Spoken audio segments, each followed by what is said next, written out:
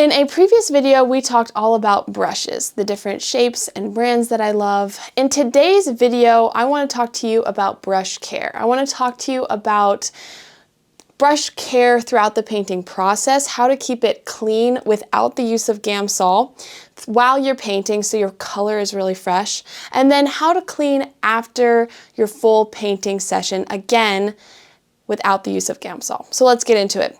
First, why did I stop using gamsol? Because I noticed it was really affecting my mood and my hormones. So I have almost entirely removed it from my practice. Previously to removing it, and for many years, I would have my gamsol jar open and say I would be mixing a color. I want to go from a very dark value to a very light value. I would swish it around inside the gamsol and wipe it clean and continue using the brush.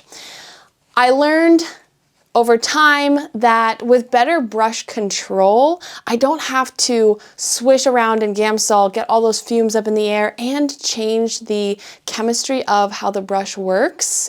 With dipping it into gamsol, I can just have better brush control and wipe the paint away. When you dip a brush into gamsol, it changes the texture of the bristles. Regardless of what kind of brush you're using, it will always be different after it has been dipped in the gamsol. And gamsol also, the whole point of gamsol is to break paint down. So when I started really thinking about it and thinking about the fact that I would have gamsol, a paint thinner, all throughout my brush as I'm making a painting that I want to last and stand the test of time, it just didn't really make sense to me. That paired with the mood issues and the hormone disruption was enough to seal the deal to say goodbye to gamsol. Okay.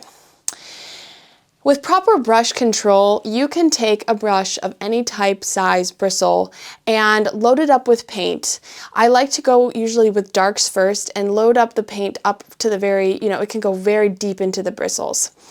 And then if I want to mix from a very dark value color to a very light value color, I just take my paper towel, Viva. I love Vivas. I use a lot of them throughout the process of painting, and I very thoroughly wipe it clean. Of course, this brush is clean. We're just doing this for demonstration purposes, but I would wipe it until color is not coming out anymore.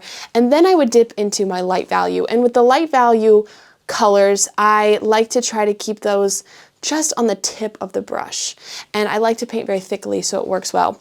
Another thing you could do is just to have a light value brush and a dark value brush to keep them separate. But I found that I really don't need gamsol if I have that proper brush control to clean the brushes out. Also, unless the gamsol is so clean, so fresh every single time, paint buildup starts to sit in the gamsol and it creates this sediment, and for me it's this very gray sediment.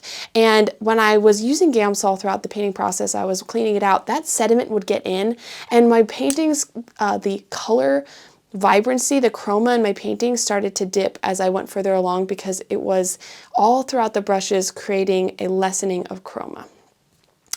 All right, so say you have a very dirty brush, a whole bunch of brushes, your painting day is over. Let's move to the second part of this video about cleaning brushes after a full day of painting without the use of gamsol. I'm gonna get a brush nice and dirty so that I can demonstrate this for you. All right, let's get this brush nice and dirty with a lot of paint. Let's make a nice big blue mixture. Get it all into these bristles. Okay, let's see. See, there is a lot of paint happening in there right now. All right, I'm going to first wipe it clean. See, I got a lot of paint out that first wipe. Let's wipe it again. All right, so at this point, there's still a lot of paint in there, but I'm not getting as much thick paint. See, now it's just sort of more of a dry brush versus in here where it was thick paint. So now it's time to go to the sink. So now we're at the sink, and I like to use Dawn dish soap to clean the brushes. I find it keeps the bristles fresh and it dries overnight. The bristles are all clean, so I just put a little into my hand and do a swirling motion. You could also do this on a plate or I know the one person I learned this from did this with also a walnut oil, but I just find that I prefer the feeling of a nice clean brush without the oil in there. So I just do this with Dawn right in my hand. See, there's all this blue coming out. This I'm going to clean off, and I'm going to kind of smash the bristles to get more paint out and do this again.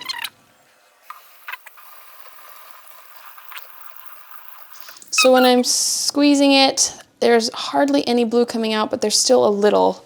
I want this brush to last for a very long time and stay very fresh and not have that sort of crispy feel. You know when you don't get your brushes totally clean and you come back and they're sort of crunchy, they're not as soft as they used to be because there's still a little paint left in there. I don't want that. I want it to feel as fresh as the first day I got it. So look, just on the second try, it's nice and clean. There's a slight blue, but that's the blue color of the Dawn.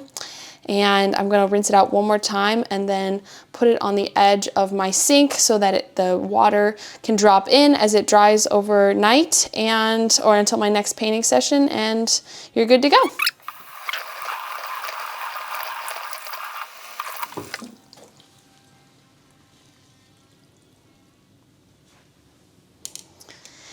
One final thing to note about this method for cleaning brushes is that it really maintains the shape of the brush. You can see that I have a very strong shape. The bristles are holding together, and as it dries, it will maintain that shape. When I was using gamsol, I would come back and my brushes would be all splayed and they would have this sort of effect to them, and there would be a lot of broken bristles.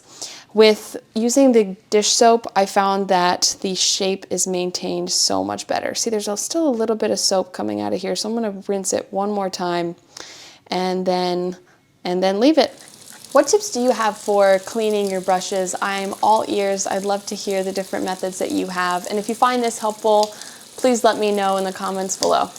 Sometimes it's little mundane tips like this about brush cleaning that can really make a huge impact in our creative practice because our brushes have been drying up and wearing out much faster than we think they should. And just learning from an artist friend how they are doing something a little bit differently can be revolutionary.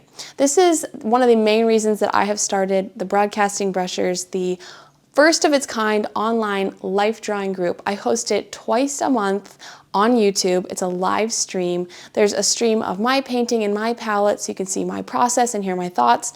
And then we have a live model, a different one every month, streamed from a different camera, a different live stream. And there are artists all over the world that are joining. It is such a blast. And we share all of our information, all of our knowledge, and all of these even mundane tips like brush care. If you're curious to check it out, you can find all the information on Patreon, and I hope you'll consider coming to paint with us.